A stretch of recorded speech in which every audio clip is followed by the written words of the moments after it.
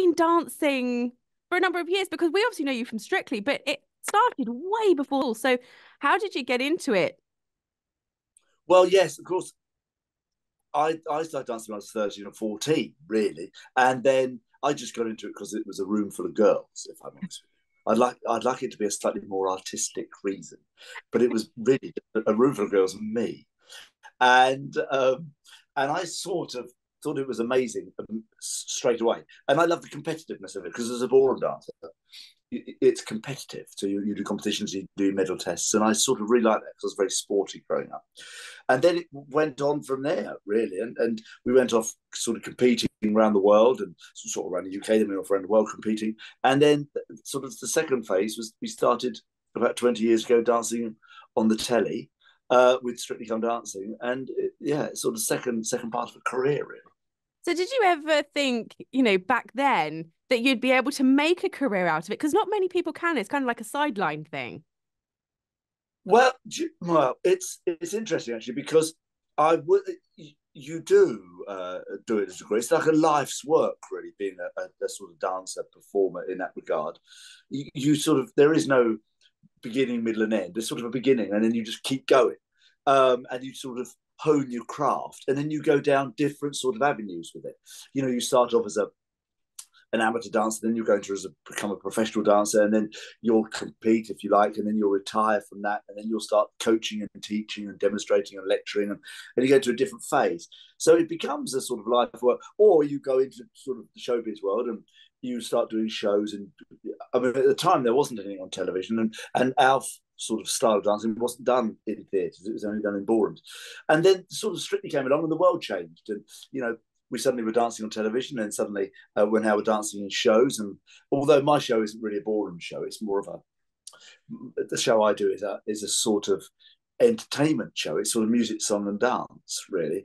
And the chat, it's a sort of cross between Fred Astaire, uh, Guys and Dolls, and Frank Sinatra. Really, I mean, it's sort of got musical theatre. It has the band, the songs. It's that style, and and then suddenly we'll do a foxtrot somewhere. So it's a melange of all wonderful.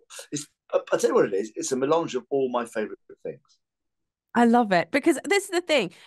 Before Strictly, I mean, there probably aren't many people out there that would know all the different types of dance routines. But even I No, now know about the American Smooth and Foxtrot and things. So and what you dance have to say it like that as well. You have do to I? sort lower your voice and go American Smooth.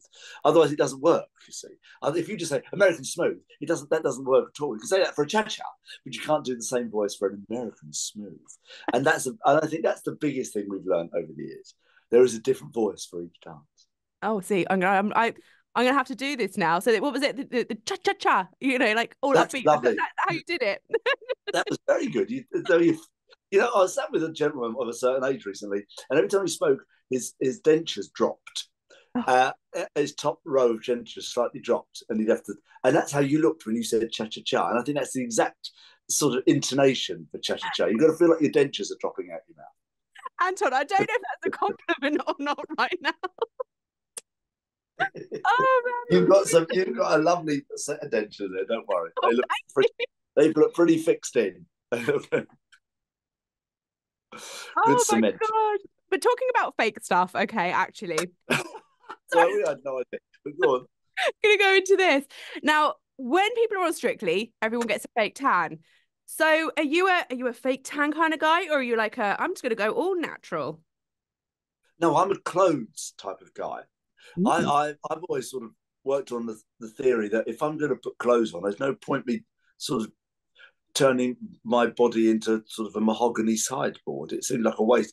I can't bear the sort of cleaning of the duvet cover, and it's just a disaster.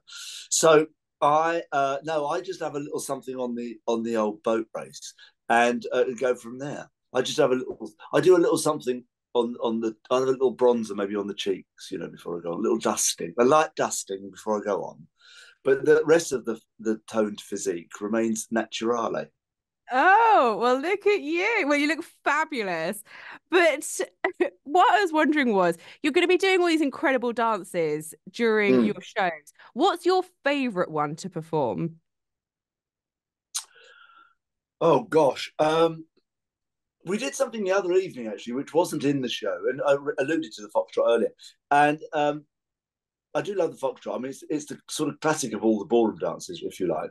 But we didn't have one in the show at the start of the run, and then because the show is not recorded, because the show is live music and the band, and because I've got the best band in the world with the best players in the world, they can do anything. They can, at a drop of a hat, they'll play something. They're great jazzers, great, and they'll just put something. And somebody, because I do these questions during the show as well, somebody said, could you demonstrate a foxtrot?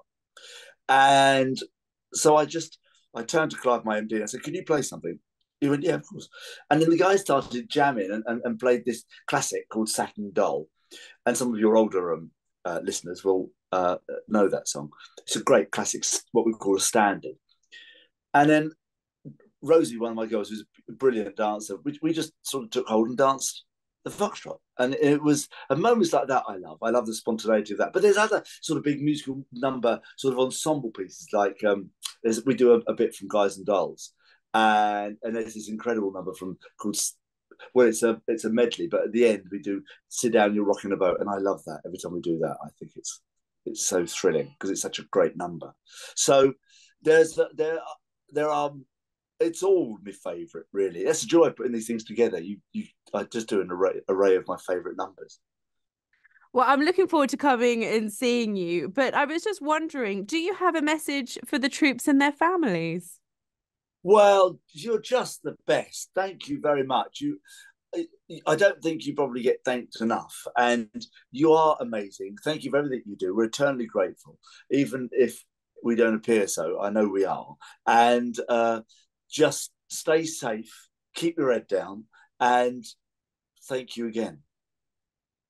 Well, thank you so much, Anton, for joining us on BFBS, the Forces Station. It's been such a pleasure talking to you. It's been lovely. We must arrange that share montage thing with a cannon between my thighs. I think we should try and I've got a catsuit fitting later. Not sure if I'll go full body stocking or not with a cod piece. What do you think? Should we go for that? I Good think we make that work. I'll do it if you do it, Natasha. We'll do it together. It's a stride of couch. How about that? Sounds like a plan, Anton. Let's do it. Sounds like a plan.